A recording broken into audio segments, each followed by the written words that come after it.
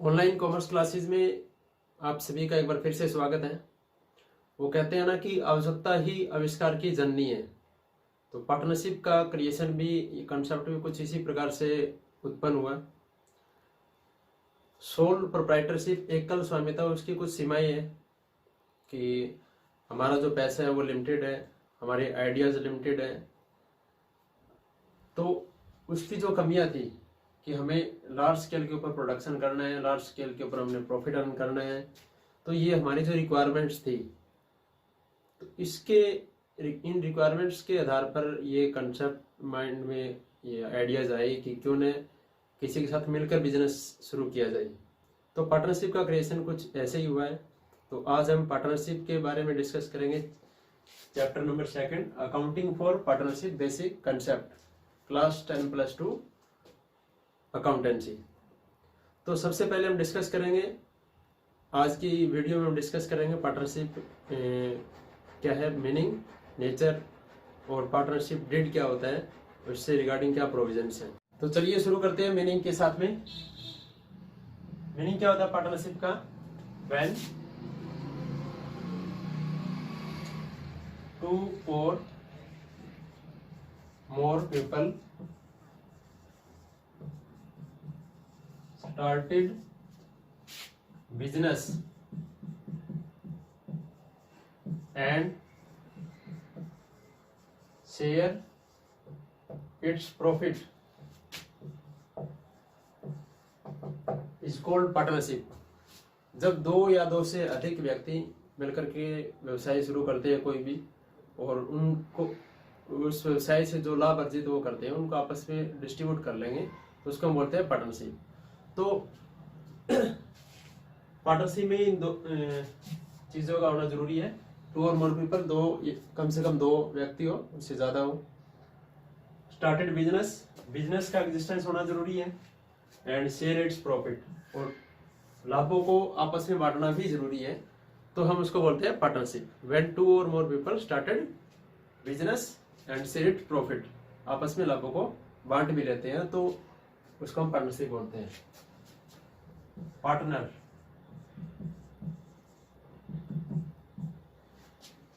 The person who enter in business. इस प्रकार के व्यवसाय में जो व्यक्ति शामिल होते हैं, हम उनको इंडिविजुअली पार्टनर बोलते हैं, और कलेक्टिवली जो जितने भी जो सदस्य होते हैं, इंडिविजुअल को हम क्या बोलते हैं? पार्टनर्स, और कलेक्टिवली उनको सामूहिक रूप से हम साझेदारी फर्म बोलते हैं, पार्टनरशिप फर्म।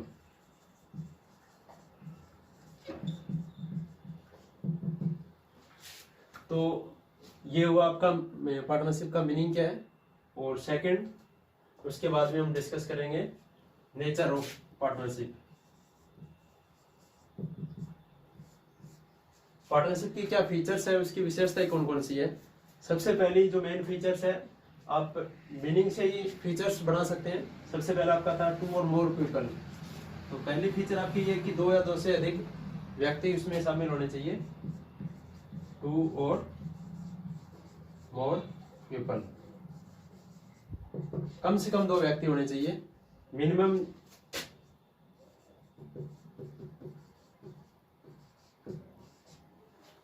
कितने हो? दो सदस्य हो। मैक्सिमम, अधिक से अधिक कितने हो? कंपनीज एक्ट 2013 के अकॉर्डिंग प्रोविजन किया गया कि जो मैक्सिमम जो लिमिट है वो 100 जो वो हो सकती है। फिर 2014 में कंपनीज मिसलेनियस रूल्स 2014, उसमें ये निर्धारित किया गया कि जो पार्टनरशिप होती है उसमें मैक्सिमम जो लिमिट है वो 50 तक सीमित कर दी गई। उसको 50 सदस्य जो है मैक्सिमम इसमें हो सकते हैं। तो फर्स्ट जो आपकी कैरेक्टरिस्टिक है कि कम से कम दो व्यक्ति होने चाहिए, maximum 50। Second one is business, व्यवसाय का होना जरूरी है। अगर व्यक्ति दो से ज्यादा है लेकिन उनका जो मेन मोटिव है वो बिजनेस नहीं है, वो चैरिटी करना है, तो हम उसको पार्टनरशिप फर्म नहीं कह सकते। तो पार्टनरशिप कब कहेंगे? 2 से ज्यादा व्यक्ति भी हो और बिजनेस का एग्जिस्टेंस होना भी जरूरी है। बिजनेस का मतलब एनी इकोनॉमिक एक्टिविटी, कोई भी ऐसी एक आर्थिक क्रिया जिससे हम लाभ अर्जित करें, उसको हम व्यवसाय कह सकते हैं। तो 2 से ज्यादा व्यक्ति भी हो, व्यवसाय भी हो और share of profit, sharing of profit. Profit का डिस्ट्रीब्यूशन भी जरूरी है। अगर पार्टनर्स प्रॉफिट को डिस्ट्रीब्यूट नहीं करते हैं तो उसको हम पार्टनरशिप नहीं कहेंगे। जो आपका प्रॉफिट का शेयर है वो कम या ज्यादा हो सकता है, लेकिन शेयर होना जरूरी है। अगर पार्टनर्स प्रॉफिट को डिस्ट्रीब्यूट करते हैं तो पार्टनरशिप की कैरेक्टरिस्टिक है, ऐसा किया जाना जरूरी है। इसके अलावा जो आपकी पार्टनरशिप जो होती है उसको हम म्यूचुअल एजेंसी भी बोल सकते हैं। म्यूचुअल एजेंसी का मतलब है कि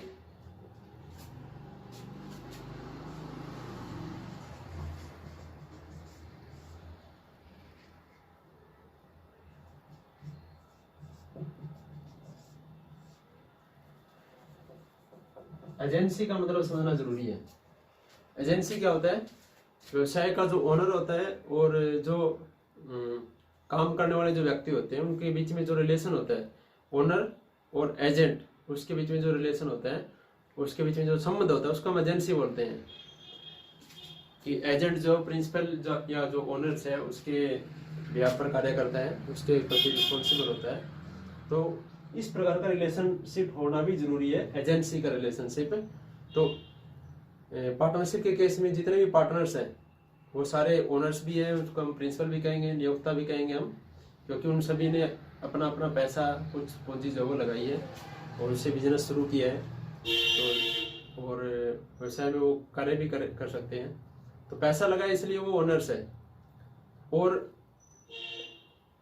जितने भी सदस्य हैं वो एक दूसरे को रिस्पॉन्सिबल भी ठहरा सकते हैं उनके कार्य के लिए, और एक दूसरे को कार्य करने के लिए बाध्य भी कर सकते हैं। तो इसलिए हम उनको एजेंट भी कहते हैं, क्योंकि वो दूसरे पार्टनर्स की गाइडलाइन में भी कार्य कर सकते हैं, अपने भी विचार देते हैं। तो इसलिए इसको हम बोलते हैं म्यूचुअल एजेंसी, यानी कि पारस्परिक एजेंसी का संबंध जो है वो एजेंसी का संबंध होना जरूरी है। और इसके अलावा लिमिटेड लायबिलिटी, दायित्व। पार्टनरशिप के केस में जो लायबिलिटी है वो होती है आपकी अनलिमिटेड,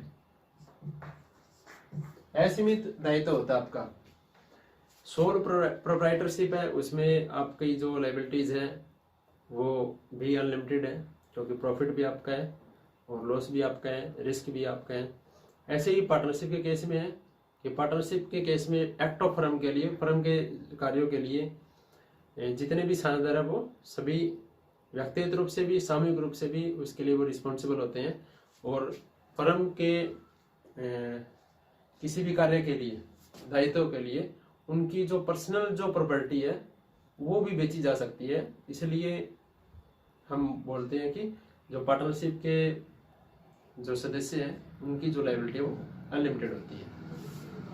तो ये थी आपकी फीचर्स या nature of partnership firm. Partnership firm की कौन कौन सी फीचर्स हैं। इसके अलावा एक और इम्पोर्टेंट फीचर्स है एग्रीमेंट। एग्रीमेंट क्या होता है? इसको हम बोलते हैं ठहराव। हिंदी में ठहराव का मतलब होता है कि जो जितने सदस्य हैं वो उनके बीच में कुछ शर्तों के ऊपर सहमति होती है। तो जिन शर्तों के ऊपर सहमति होती है उसको हम बोलते हैं एग्रीमेंट, और उसमें वो सारी चीजें लिखी जाती है। एग्रीमेंट आपका रिटन भी हो सकता है और ओरल भी हो सकता है, लिखित में भी हो सकता है ये, और ये हो सकता है मौखिक भी। तो दोनों प्रकार से जो है वो एग्रीमेंट हो सकता है, रिटन में ही हो ये जरूरी नहीं है। तो कुछ रूल्स एंड रेगुलेशंस के ऊपर सहमति होना जरूरी है, जो आपका जो बेसिक जो आपका है वो एग्रीमेंट है, क्योंकि पार्टनरशिप का एग्जिस्टेंस ही एग्रीमेंट के ऊपर जो है वो डिपेंड करते हैं। तो ये सारी चीजें पार्टनरशिप में होना जरूरी है। तो उसके बाद में अभी हम डिस्कस करेंगे व्हाट इज पार्टनरशिप डीड। साझेदारी संलेख क्या होता है?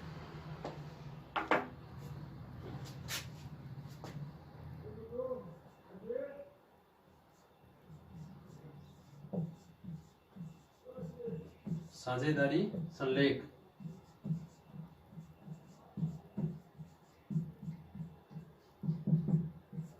साझेदारी संलेख या पार्टनरशिप डीड क्या होता है? Written agreement among all partners, जितने भी सदस्य हैं उनके बीच में अगर कोई लिखित में समझौता होता है तो उसको हम पार्टनरशिप डीड बोलते हैं। अभी हमने एग्रीमेंट के ऊपर डिस्कस किया था कि शर्तों के ऊपर सहमति होती है, वो लिखित में भी हो सकती है, वो आपका मौखिक भी हो सकती है। तो अगर वो लिखित में है तो जिस डॉक्यूमेंट के ऊपर वो हम लिखते हैं उस डॉक्यूमेंट को हम पार्टनरशिप डीड बोलते हैं, जिन शर्तों के ऊपर सहमति है और वो उनको लिख लिया गया है, रिटर्न में है वो, तो उसको हम बोलते हैं पार्टनरशिप डीड। तो पार्टनरशिप जो डीड है उसी के बेसिस के ऊपर हम आगे चलेंगे। जो पार्टनर्स है, जिन जिन चीजों के ऊपर सहमति हुई है कि पार्टनर्स जो वो कितना पैसा लेके आएंगे, पूंजी कितनी लगाएंगे, पैसा वो निकाल सकते हैं नहीं निकाल सकते पर्सनल यूज के लिए, उन्होंने जो पैसा लगाया उसके ऊपर उनको ब्याज मिलेगा नहीं मिलेगा, जो पैसा उन्होंने निकाल लिया उसके ऊपर उनको ब्याज देना पड़ेगा नहीं देना पड़ेगा, तो पार्टनर्स को कार्य अगर वो करते हैं तो उनको वेतन मिलेगा नहीं मिलेगा, तो ये सारी चीजें जो है वो पार्टनरशिप डीड में हम लिखते हैं। तो पार्टनरशिप डीड या साझेदारी संलेख क्या होता है? साझेदारों के बीच में जो लिखित में समझौता होता है उस समझौते को, उस ठहराव को हम बोलते हैं पार्टनरशिप डीड साझेदारी संलेख। तो अब साझेदारी संलेख में जैसा कि मैंने बताया सारी जो इंफॉर्मेशन है वो लिखी जाती है।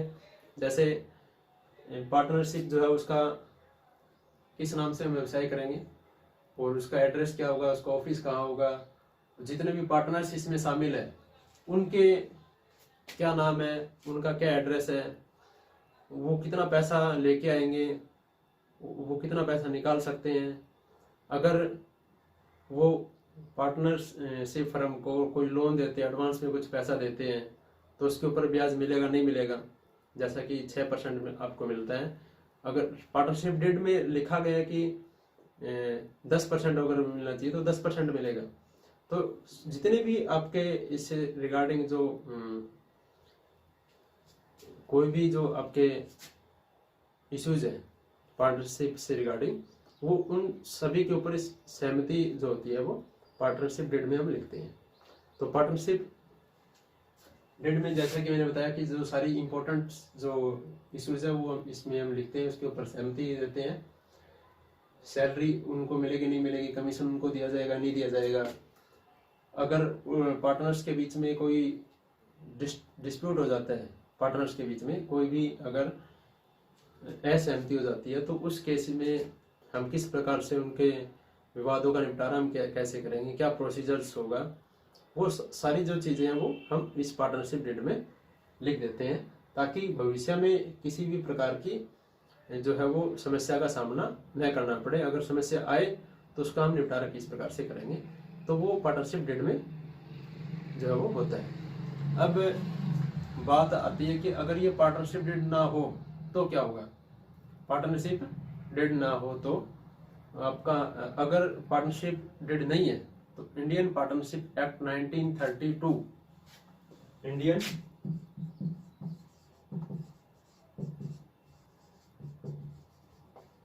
पार्टनरशिप एक्ट 1932, भारतीय साझेदारी संलेख अधिनियम, भारतीय साझेदारी अधिनियम 1932, उसके जो प्रोविजंस हैं, जो कानून बनाया गया है उसके जो प्रोविजंस हैं वो अप्लीकेबल होंगे।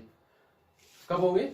अगर इंडियन आपका साझेदारी संलेख आपने नहीं बनाया है या साझेदारी संलेख आपने बना लिया है लेकिन कुछ इशू जो वो अनटच रह गए हैं उसके बारे में हमने इसमें सहमति जो प्रकट नहीं की है या अनछुए कुछ पहलू रह गए हैं, तो फिर इंडियन पार्टनरशिप एक्ट 1932 के जो प्रोविजंस है वो अप्लीकेबल होंगे, वो लागू होंगे। तो कुछ इम्पोर्टेंट चीज़ें हैं कि अगर साझेदारी संलेख आपने नहीं बनाया है, अगर बनाया है तो उसमें उन चीज़ों को हमने छोड़ दिया है, तो उनसे रिगार्डिंग जो है वो जो उस पार्टिकुलर सिचुएशंस में फिर हम किस प्रकार से जो है वो उनका ट्रीटमेंट करेंगे या किस प्रकार से सहमति होगी या कौन सी जो प्रोविजंस है वो लागू होंगे। तो सबसे पहला आपका है शेयरिंग ऑफ प्रॉफिट, लाभों का बंटवारा।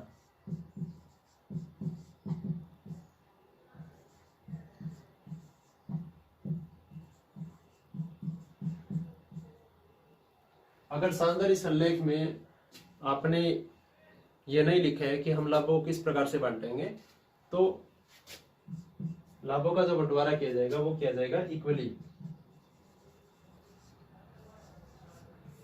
जितने भी पार्टनर्स हैं उन सभी को एक जैसा जो प्रॉफिट होगा उसमें एक जैसा शेयर उनको मिलेगा, एक जैसा उनको जो वो हिस्सा मिलेगा। इससे कोई फर्क नहीं पड़ता कि उन्होंने कितना पैसा लगाया है। एक व्यक्ति ने 1 लाख रुपए लगाए, एक ने 2 लाख रुपए लगाए, एक ने 3 लाख रुपए लगाए। अगर 30,000 रुपये आपका प्रॉफिट होता है तो सभी को इक्वली मिलेगा 10,000, 10,000, 10,000। इसी प्रकार से पूंजी पर ब्याज, इंटरेस्ट ऑन कैपिटल,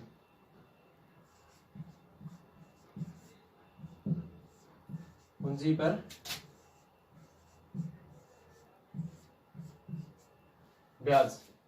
जो पैसा व्यवसाय के जो ओनर्स है, पार्टनर्स है, उन्होंने जितना भी पैसा लगाकर व्यवसाय शुरू किया है, तो पार्टनरशिप जो फर्म है उनको उसके ऊपर ब्याज देगी नहीं देगी वो होगा आपका पार्टनरशिप डीड साझेदारी संलेख में। लेकिन साझेदारी संलेख में कुछ भी नहीं दिया गया है तो पूंजी पर ब्याज नहीं दिया जाएगा, कोई भी इंटरेस्ट नहीं मिलेगा, इंटरेस्ट ऑन कैपिटल। ऐसे ही आपका है आहरण पर ब्याज,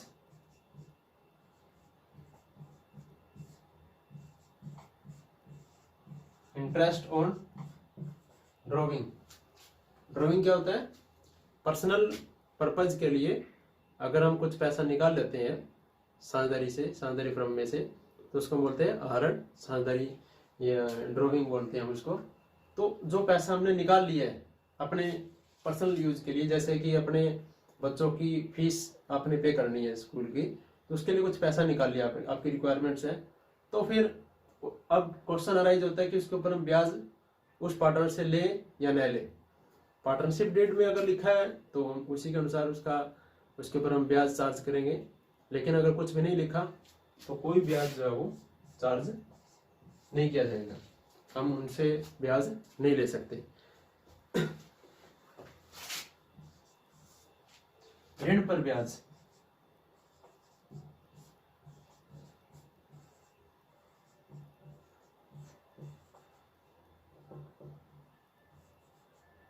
इंटरेस्ट ऑन लोन और एडवांस।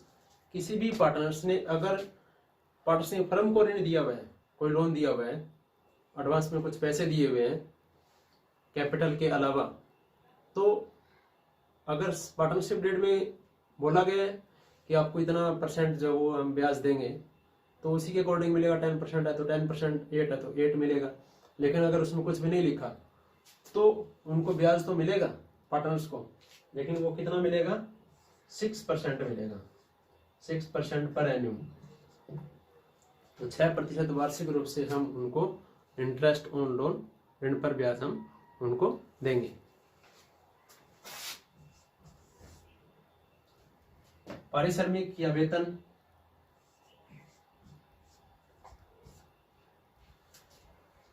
रेम्युनरेशन। अगर कोई भी पार्टनर्स जो पार्टनरशिप फर्म में काम करता है, जरूरी नहीं है कि सभी काम करेंगे, अगर कोई भी पार्टनर्स कार्य करता है और साझेदारी संलेख में या तो आपने बनाया नहीं है या उसमें आपने कुछ मेंशन नहीं किया है सैलरी के बारे में, तो कोई भी सैलरी नहीं दी जाएगी। पार्टनर्स को कोई अतिरिक्त रूप से काम करने के लिए कोई पैसा नहीं दिया जाएगा, कोई वेतन या जो है वो पारिश्रमिक हम उनको नहीं देंगे।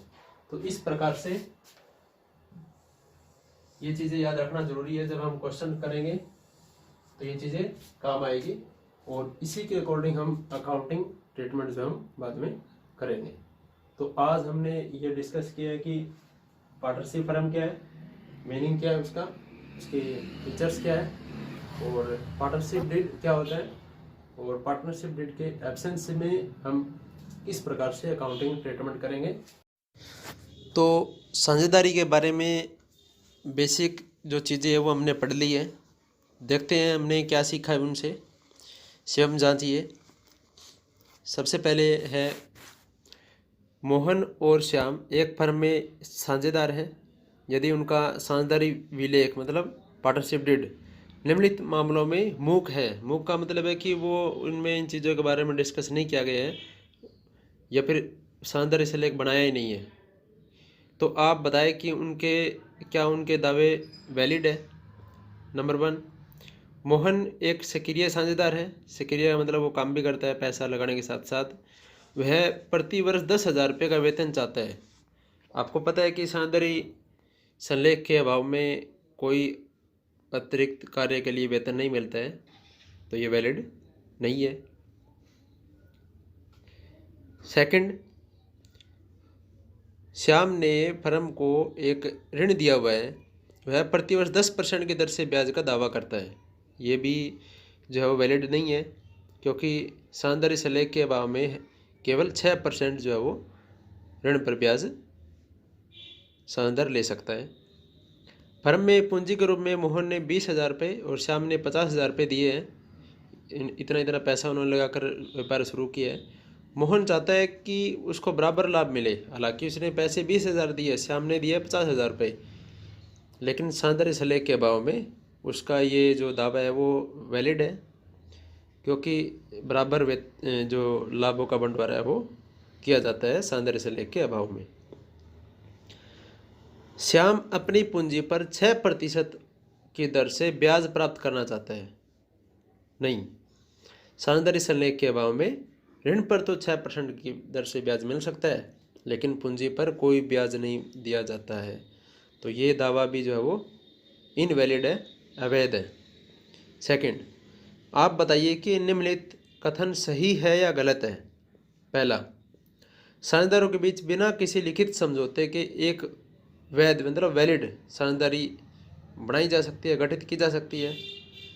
यस, क्योंकि समझौते का लिखित में होना जरूरी नहीं है, वो मौखिक भी हो सकते हैं। प्रत्येक साझेदार व्यवसाय को प्रमुख रूप से चलाने के साथ साथ दूसरे व्यवसाय के लिए अभिकर्ता का मतलब एजेंट का काम भी एक दूसरे साझेदार के लिए एजेंट का काम भी कर सकता है। यस, क्योंकि सभी पार्टनर्स जो वो नियोक्ता भी होते हैं और साझेदार भी होते हैं, ये अभिकर्ता एजेंट भी होते हैं। एक बैंकिंग फर्म में अधिकतम साझेदारों की संख्या 20 तक हो सकती है। यस, वैलिड है क्योंकि बैंकिंग फर्म के लिए 20 है मैक्सिमम लिमिट पार्टनर्स की और अदर्स में है 50। साझेदारों के बीच विवाद के समाधान की जो विधि है साझेदारी विलेख का भाग नहीं हो सकती। ऐसा है क्योंकि प्रत्येक पहलू साझेदारी संलेख का भाग हो सकता है, चाहे वो उनके बीच में वाद विवाद हो या वेतन हो, हर चीज़ को हम मेंशन कर सकते हैं साझेदारी संलेख में। यदि साझेदारी संलेख विलेख मौन है मतलब उसमें इस चीज़ के बारे में प्रकट नहीं किया गया है, तो साझेदार द्वारा आहरित राशि पर इंटरेस्ट ऑन ड्रॉविंग जो 6% की दर से देय होगा। नहीं, एब्सेंस में कोई आहरण पर ब्याज नहीं देय होगा। यदि विलेख ब्याज दर के बारे में मौन है तो 12% की दर से देय होगा। नहीं, कोई ऋण पर ब्याज जो है वो 6% की दर से ही मिल सकता है एब्सेंस में। तो इस प्रकार से आज हमने साझेदारी क्या है, उसके आधारभूत पहलू क्या है, उनके बारे में डिस्कस किया है। उम्मीद है आप इसको आसानी से समझ गए होंगे। अगली वीडियोज़ में हम अकाउंट्स के बारे में डिस्कस करेंगे, अकाउंट्स ऑफ पार्टनरशिप फर्म। तब तक के लिए धन्यवाद।